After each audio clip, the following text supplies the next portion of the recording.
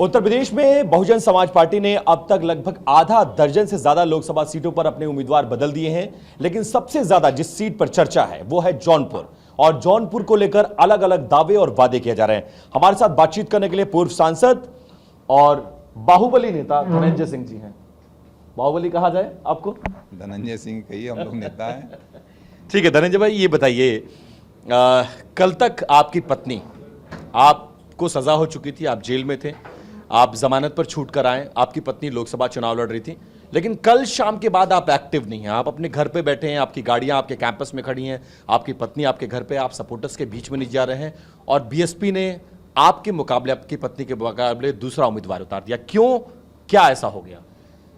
मैं जेल में था उस समय, बहुजन समाज पार्टी के लोगों ने अप्रोच करके मेरी पत्नी को टिकट दिया था, और मेरी पत्नी आई मुझसे जेल पूछने के लिए। मैंने कहा थोड़ा सावधानी बरतना, मैं 3 बार धोखा खाया हूँ, और 2012, 2014, 2017 3 बार मुझे आश्वासन दे के लेके और मेरे साथ धोखा किया गया, और पार्टी से बिना कारण बता के कि जो है पार्टी विरोधी गतिविधियों में लिप्त है। तो मैं इसलिए कहा कि आप मेरी धर्मपत्नी है, इसलिए आप जरूर इस बात का ध्यान रखिए कि कहीं आपके साथ भी धोखा ना हो। तो वही स्थिति आज उत्पन्न हुई उनके साथ। और बहुजन समाज पार्टी की ये एकदम कार्यप्रणाली है, इसीलिए पार्टी दिन प्रतिदिन गिरती चली गई। 2012 में जब मेरे साथ धोखा दिया, इस जनपद से एक भी सीट उसको प्राप्त नहीं हुई।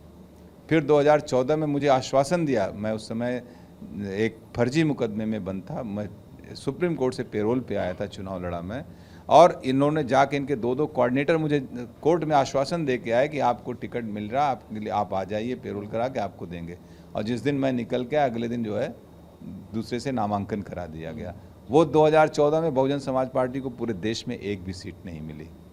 फिर 2017 में मुझे बुला के ज्वाइन कराया गया कि इलाहाबाद में, हम लोग पार्टी की चूँकि राजनीति कर रहे थे इनके साथ। फिर वही 17 में बुला के अचानक हमने कहा कि भाई जिले की राजनीति है, ये कमियां हैं, इसको ठीक किया जाए। उस आधार पर मुझे भी फिर पार्टी विरोधी गतिविधि में कह के निकाल दिया। तो मैं तो इस बहुजन समाज पार्टी के इस नेचर से वाकिफ था। अभी देखिए, अभी मैं देख रहा था कि आज अभी 2 घंटे पहले बस्ती में कोई बयान देने, अमेठी गए बयान देने, बनारस गए बयान देने, आजमगढ़ में भीम राजभर का टिकट कट गया, उस गए बयान देने। चूँकि यहाँ यही एक ऐसी सीट थी जहाँ पूरे देश में चर्चा चल रही थी बहुजन समाज पार्टी की, तो यहाँ कोई ना कोई जस्टिफाई, किसी को तो ब्लेम करना था ना। तो इसलिए धोखा किसने दिया? आप ये कह रहे हैं कि बहुजन समाज पार्टी ने धोखा दिया, और वो ये कह रहे हैं कि आपने धोखा दिया। धोखा किसने दिया? देखिए, मैं बहुजन समाज पार्टी से कई बार धोखा खाया हूँ, फिर धोखा खाया हूँ। इस बार मैं क्या, मेरी पत्नी धोखा खाए, मैं उनसे कह रहा था कि कुछ ना कुछ लोचा हो जाएगा, आप ध्यान रखिएगा। तो टिकट काटा गया है आपका? बिल्कुल टिकट काटा गया है, बिल्कुल टिकट काटा गया है। झूठ बोल रहे हैं जो खरवार जी बोल रहे हैं, हमारी उससे किसी प्रकार कोई वार्ता नहीं हुई। अरे टिकट आपने कैंडिडेट को ले जाके दिला था, हम तो गए नहीं थे मिलने, हमने तो आपसे आग्रह नहीं किया था, आपने बुला के उनको लिया। मैं तो उस समय जेल में था, ना मेरी आपसे मिलने आए थे मुझसे, ना आपसे मुझे फ़ोन पे वार्ता थी, तो फिर टिकट तो आपने दिया लिया ना, वो आपके पास तो गई नहीं थी। वो जिला पंचायत अध्यक्ष हैं यहाँ पे इस जिले में, वो सम्मानित एक पद है उनका, आप उनके पास खुद गए थे आप लोग, कोई कैंडिडेट नहीं मिल रहा था आपके पास, तो अब किन परिस्थितियों में आपने दिया हो आप जाने।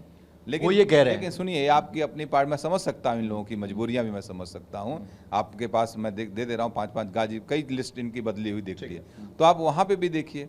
आप अननेसेसरी कि आपकी कोई मजबूरी हो सकती है, आप अपना जो करना करिए, आपकी पार्टी कार्यप्रणाली है ये मैं भी उस पार्टी में रहा हूँ, मैं जानता हूँ। तो आप नाजायज किसी के ऊपर आरोप मत लगाइए।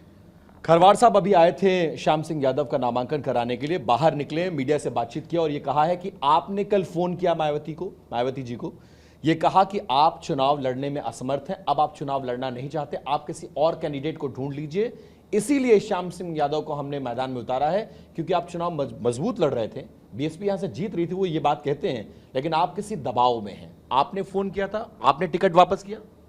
मैं आपको ऑन कैमरा बोल रहा हूँ कि बहन मायावती से मेरी आखिरी फ़ोन पे वार्ता जो है वो 2013 की है। 2013 से 2024, 11 वर्षों के बीच में कभी मेरी उनसे फ़ोन पे कोई वार्ता नहीं। इस सरासर गलत और निराधार आरोप है।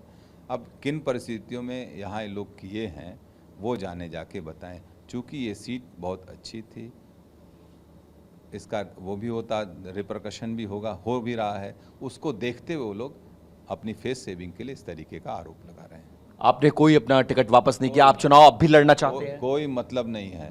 अभी तो हम लोग इंडिपेंडेंट भी चुनाव लड़ने की स्थिति में खड़े हैं। अभी हम अपने सभी लोगों से बात कर रहे हैं, बात करके राय लेंगे। आज बैठेंगे हम लोग, बैठक है हमारी शाम को।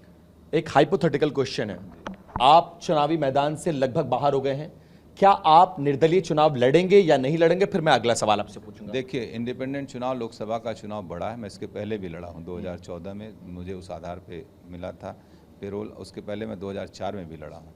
बड़ा चुनाव होता है, और मैं अगर मैं कैंडिडेट होता तो मैं आश्वस्त आपको करता हूँ कि मैं इंडिपेंडेंट चुनाव लड़ता। चूँकि मेरी पत्नी है, उनकी भी राय मुझे लेनी पड़ेगी। वो भी एक स्वतंत्र वो हैं, उनका भी इंडिविजुअल एक अपनी राय है, तो इसलिए उनसे बगैर पूछे हम नहीं बात कर सकते। तो धनंजय सिंह अभी तो आहत हैं उनका टिकट कटने से।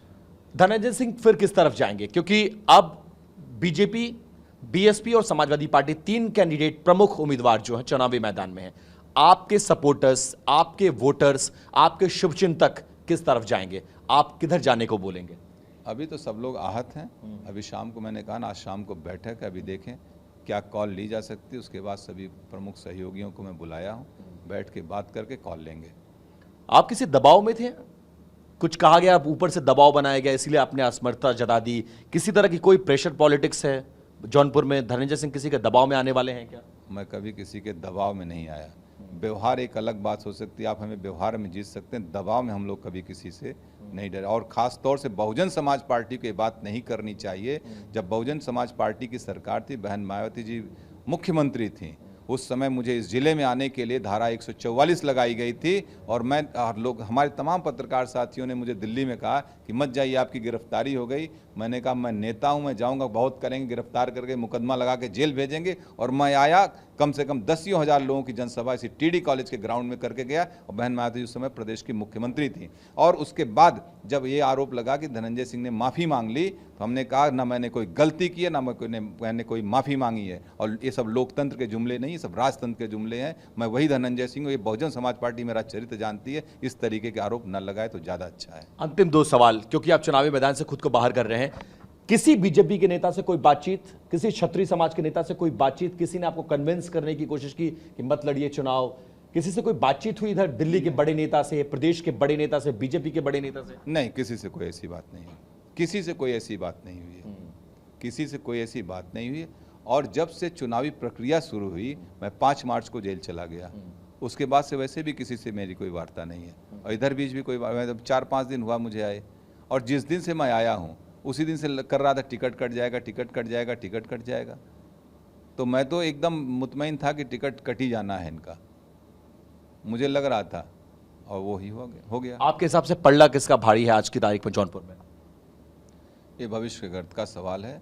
और जो यहाँ पे भारतीय जनता पार्टी हो या समाजवादी पार्टी हो, दोनों के कैंडिडेट के प्रति जनता का कोई लगाव नहीं है, उनका जनता का कोई आकर्षण नहीं है। दल के नाम पे, ना ही दल के नाम पे, जितना लड़ने दोनों लोग वही लड़ेंगे। दिल्ली जाएंगे आप? दिल्ली कार्यक्रम है दिल्ली जाने का, किसी से मिलने का? नहीं, अभी इधर कोई दिल्ली जाने का कार्यक्रम नहीं है। मुझे सुप्रीम कोर्ट जाने का कार्यक्रम है मेरा, चूँकि हमने कहा था कि उस समय की जो हमारा कन्विक्शन स्टे नहीं हुआ था हाई कोर्ट से, तो उसके लिए मुझे अपेक्स कोर्ट जाना था। और चुनाव इसी वजह से मैं नहीं जा पाया था, लेकिन अब मैं जाऊँगा, अपने लॉयर से मिलूंगा ताकि आगे की कार्रवाई कर सकूँ। बहुत धन्यवाद बात करने के लिए। धनंजय सिंह फिलहाल इस वक्त पेरोल पर छूटकर बाहर हैं, इस वक्त जमानत पर बाहर हैं। इनकी पत्नी चुनावी मैदान से बाहर हो चुकी हैं, लेकिन अभी भी जौनपुर में क्या कुछ होगा, वो बहुत कुछ, ये किस करवट बैठेंगे उस पर तय करेगा। कैमरा पर्सन निशांत के साथ विपिन चौबे, TV9 भारतवर्ष, जौनपुर, उत्तर प्रदेश।